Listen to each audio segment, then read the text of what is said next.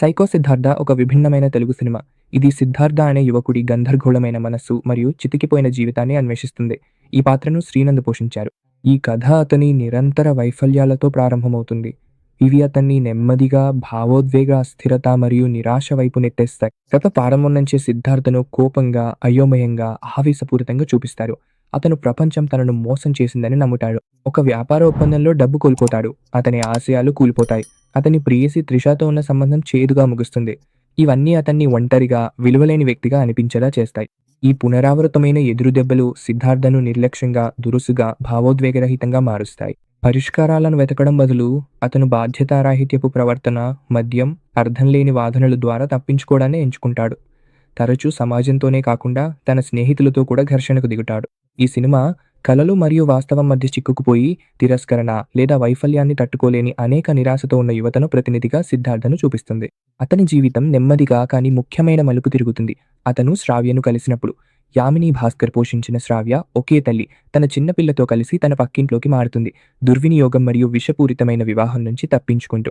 శ్రావ్య భావోద్వేగంగా గాయపడినప్పటికీ ఆమె పరిపక్వతతో, బాధ్యతతో తన పిల్లను కాపాడేలా ఉంటుంది. మరియు సిద్ధార్థతో పోలిస్తే ఆమె బాధను జీవితంలో భాగంగా అంగీకరించింది, ప్రపంచంతో పోరాడకుండా. వారి ప్రారంభ పరస్పర చర్యలు అసౌకర్యంగా, ఉద్విగ్నంగా ఉంటాయి. ఎందుకంటే సిద్ధార్థ పరిపక్వత లేని ఆవేశపూరిత స్వభావం శ్రావ్య ప్రశాంతమైన, స్థిరమైన వ్యక్తిత్వంతో ఢీకుంటుంది. క్రమంగా వారు ఒకరినొకరు భావోద్వేగ గాయాలను అర్థం చేసుకోవడం ప్రారంభిస్తారు. శ్రావ్య ఆమె పిల్లతో ఎక్కువ సమయం గడిపే కొద్దీ సిద్ధార్థ జీవితం పట్ల కొత్త దృష్టికోణాన్ని పొందుతాడు. బాధ తనకే ప్రత్యేకమైనది కాదని, బాధ్యత జీవితానికి అర్థాన్ని ఇస్తుందని గ్రహిస్తాడు. సిద్ధార్థ లౌడ్గా, నిర్లక్ష్యంగా ఉండే అతని స్నేహితుడు రేవంత్ వంటి సహాయ పాత్రలు హాస్యాన్ని అందిస్తాయి.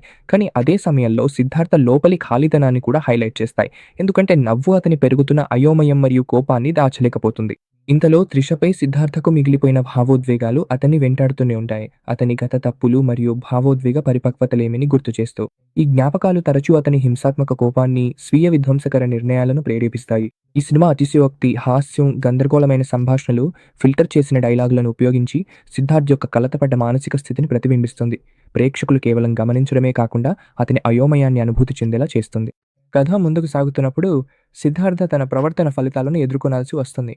స్నేహితులతో విరోధాలు, గౌరవాన్ని కోల్పోవడం, తన కోపం వల్ల శ్రావ్యతో ఏర్పడిన సున్నితమైన బంధం దాదాపు నాశనం కావడం వంటి సందర్భాలు. సిద్ధార్థకు ఒక పెద్ద భావోద్వేగ మార్పు అప్పుడే వస్తుంది. శ్రావ్య తన బాధను అనుభవిస్తున్నప్పటికీ ప్రతీకారం కన్నా బాధ్యతను, ద్వేషం కన్నా ఆశరించుకుంటుంది. ఇది క్రమంగా సిద్ధార్థను తన స్వంత ఆలోచన విధానాన్ని ప్రశ్నించడానికి ప్రేరేపిస్తుంది. శ్రావ్య కుమారుడు ఉన్నతంగా కనిపించకపోయినా సిద్ధార్థ మార్పులో అతని పాత్ర చాలా శక్తివంతంగా ఉంటుంది. ఎందుకంటే అతనిలో ఇంతకుముందు ఎప్పుడూ లేని జాగ్రత్త, బాధ్యత అనే భావనను మేల్కొల్పింది. అయితే సిద్ధార్థ ప్రయాణం అంత సులభంగా సాగదు. అతను మళ్ళీ మళ్ళీ కోపం, అహంకారం, ఆవేశపూరిత చర్యల్లోకి జారిపోతూ భావోద్వేగ గాయాలు ఒక్కసారిగా మాయమవ్వవని చూపిస్తాడు. ఈ సినిమా కథను ఉద్దేశపూర్వకంగా గందరగోళంగా, ఊహించలేని విధంగా ఉంచుతుంది. ఇది కథానాయకుడి అస్థిరమైన మానసిక స్థితిని ప్రతిబింబిస్తుంది. ఈ విధానం కొన్నిసార్లు భారంగా అనిపించినా మానసిక గందరగోళం ఎప్పుడూ ఒక క్రమబద్ధమైన నిర్మాణాన్ని అనుసరించదని ఈ సినిమా ప్రధానంగా చెప్పే అంశాన్ని బలపరుస్తుంది. చివరి దశలో సిద్ధార్థ తనను తాను నాశనం చేసుకునే మార్గాన్ని కొనసాగించాలా? లేదా తన చర్యలు, భావోద్వేగాలకు బాధ్యత వహించాలా? అనే మలుపులోకి చేరుకుంటాడు. ఈ సినిమా పరిపూర్ణమైన లేదా నాటకీయమైన విమోచన కథనివ్వకపోయినా, వృద్ధి అనేది గొప్ప మార్పులతో కాకుండా అవగాహన మరియు బాధ్యతతో మొదలవుతుందని సూచిస్తుంది. సైక్ సిద్ధార్థ అనేది విఫలమైన తనంతో, సంబంధాలతో, పురుషత్వంతో, మానసిక ఆరోగ్యంతో పోరాడుతున్న ఆధునిక యువతను ముడిపెట్టి చూపించే ఓ ముడితరమైన చిత్రణ. ఇందులో గట్టిగా వినిపించే హాస్యం, భావోద్వేగ గందరగోళం వంటి అంశాలను కథన సాధనాలుగా ఉపయోగించారు. పాలిష్డ్ లేదా సాంప్రదాయ కథనాన్ని ఆశించే ప్రేక్షకులకు ఈ సినిమా నచ్చకపోవచ్చు. కానీ లోపభూయిష్టమైన పాత్రలు, అసౌకర్యకరమైన భావోద్వేగాలను అన్వేషించడంలో ఇది ధైర్యమైన ప్రయత్నాన్ని అందిస్తుంది. మీరు మానసిక సంఘర్షణలు, విరిగిపోయిన సంబంధాలు, అపూర్ణమైన మానవ ప్రవర్తనలపై దృష్టి పెట్టే ప్రయోగాత్మక సినిమాలను ఆస్వాదిస్తే సైక్ సిద్ధార్థ చర్చించదగ్గ ప్రత్యేకమైన అనుభూతిని అందిస్తుంది. సిద్ధార్థ పాత్ర గురించి మీ అభిప్రాయాలను కామెంట్స్లో తెలియజేయండి. ఈ వివరణ మీకు ఉపయోగపడిందని అనిపిస్తే ఈ వీడియోని షేర్ చేయండి. ఇంకా ఇలాంటి వివరమైన సినిమా వివరణల కోసం లైక్ చేయడం, సబ్స్క్రైబ్ చేయడం, నోటిఫికేషన్స్ ఆన్ చేయడం మర్చిపోకండి.